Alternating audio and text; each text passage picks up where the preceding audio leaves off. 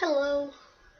So this is going to be the second article reading from the mass media school newspaper. You can also find these articles on my blog, recoverytowellness.wordpress.com, as well as on my DeviantArt account, which I probably won't link directly, but the link is on my blog, so you can go there if you want to check it out.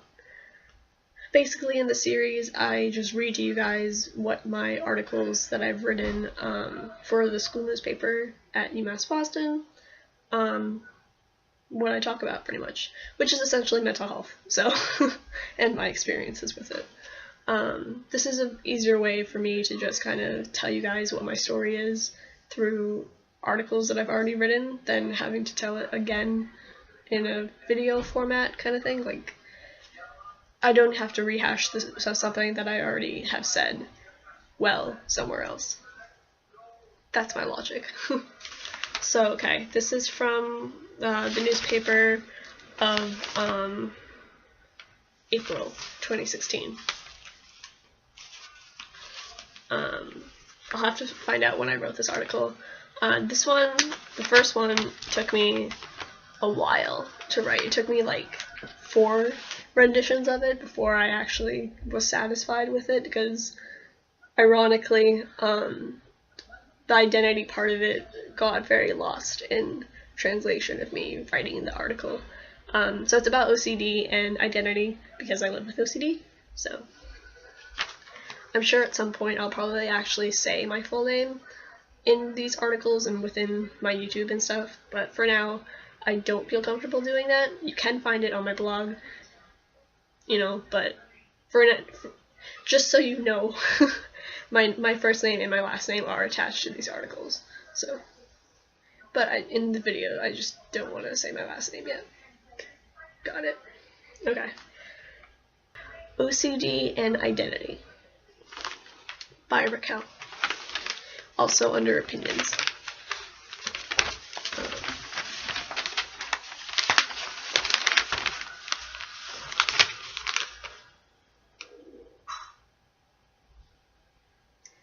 I was in my therapist's office with the printouts of the poem I wrote as my suicide note and the online journals I had posted about my suicidal thoughts. My therapist looked at me with concern etched into her features and stated how I was identifying as the obsessive-compulsive disorder, OCD, as the depression, and as someone who was suicidal. It's as though the OCD has become your identity, as though you are nothing more than a blob of suicidal ideation just passing through the halls. It's as though you are a suicide waiting to happen. I blinked and thought, well, of course. What else was I? And the answer, of course, is a whole lot more. Identity is a concept we all come to terms with through adolescence, our 20s, and beyond. It can interrelate with our values, those items we hold close to our core self. Identity is described as the adjectives that make up who you are. They are not our roles per se, so not words like student, friend, or son. They are more like creative, artistic, musically inclined, talented, rock climber, etc. What activities we enjoy, to our favorite color, to our preference over polka dots versus stripes, all makes up our identity. For anyone struggling with an illness, physical or mental, identity can play a vital role in how a person understands themselves and the perception of their world.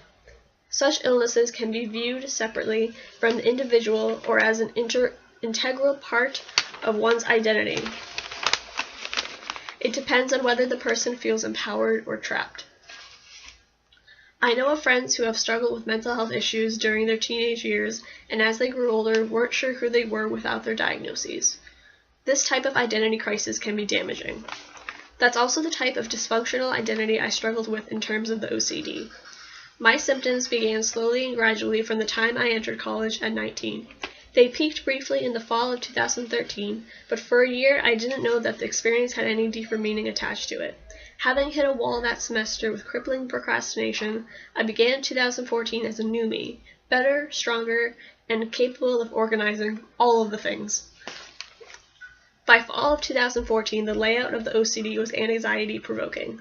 I'd have an intrusive or obsessive thought about killing myself, which would lead me to seek reassurance online about the differences between suicide obsessions and genuine suicidal thoughts, which would make me feel better temporarily, until the doubt inevitably came back and I have to repeat the process all over again. Either that, or sometimes I'd be so convinced I'd hurt myself that I'd have to pull over from driving home and call a suicide prevention hotline because I couldn't be sure I'd keep myself safe. And at this point in time, I was not a danger to myself. I slowly withdrew into my mind, preferring to hang out with OCD because of its seemingly innocent and comforting presence. I lost interest in photography, and my management of the photography club deeply suffered as a result of my lack of appearance.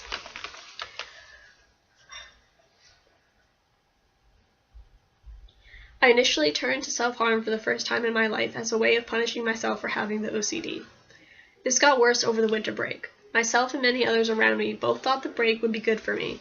No more deadlines and less stress, but it turned out the secondary depression had a whole other idea in store for me. When the depression kicked in, I no longer had that anxiety loop on repeat. This sounds spectacular, except I only ever felt apathetic, numb, or severely sad. And because I no longer felt the anxiety at the thought of suicide, and I couldn't feel much of anything at all, I found my risk barometer was broken. I could do anything. No longer was there anxiety about whether I'd be possibly injured or not. Instead, everything in life was a game for me. This created the compulsion of acting on my thoughts of self-harm and suicide, where my brain would tell me that if I just did what OCD said, everything would be better. By this point in time, I became a genuine danger to myself. The OCD gave me so many ideas of ways to hurt myself that instead of being afraid of them, I felt excited. I felt powerful to be the person having the answers to whether or not I'd kill myself. I could control how much I told my treatment providers, and that power felt very good. My mind glorified suicide to a degree of fantasy, leading me to become a suicidal blob, guided by the taunts of the OCD that the only way I could prove I was serious about my thoughts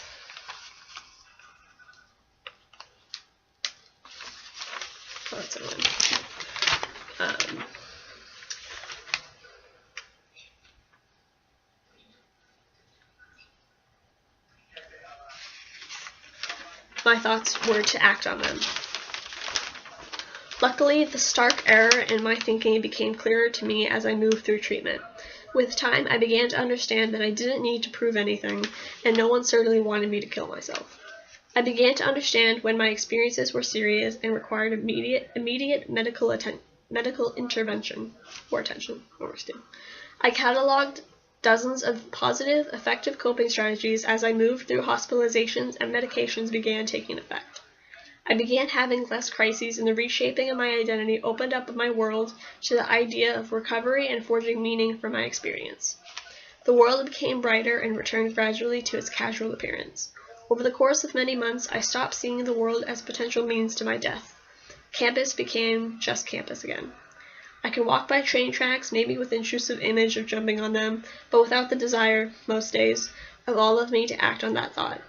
I'm becoming safer and kinder to myself, reaching for pens to draw with rather than hurting myself.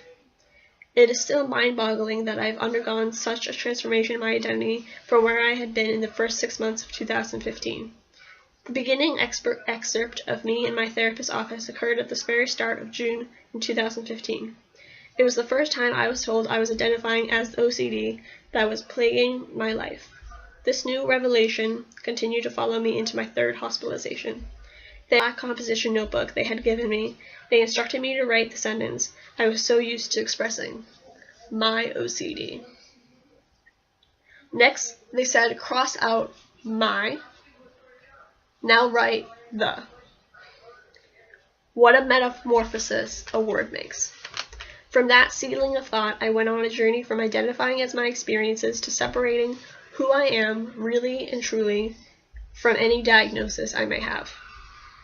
When this new information about identity settled into me over the course of a couple of days, I was able to connect the experience to one in my adolescence of identifying as scoliosis.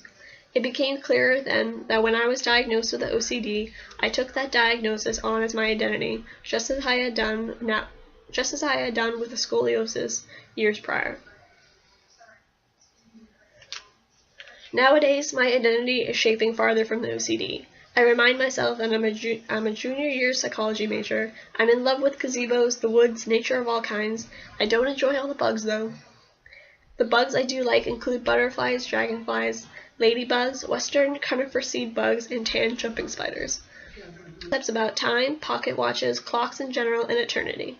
Snow, raindrops, bouquet, and ice are life, by the way. My soul is the color of a sparkling rainbow with a bright white light that causes traffic accidents worldwide.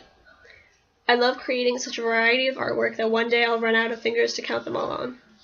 I still acknowledge the OCD as a small part of myself, and I still have to watch out for my motivations about discussing it, because talking about it and expressing it through artwork I came to be told is compulsion. I even struggled with writing this article, believe it or not. This final installment came around only by the 4th attempt. With more time, I imagine, the process will get easier. And now I'm finding that I can feel powerful by telling my story, which feels far better than before. After all, my life is too interesting of a story to end in the middle of it.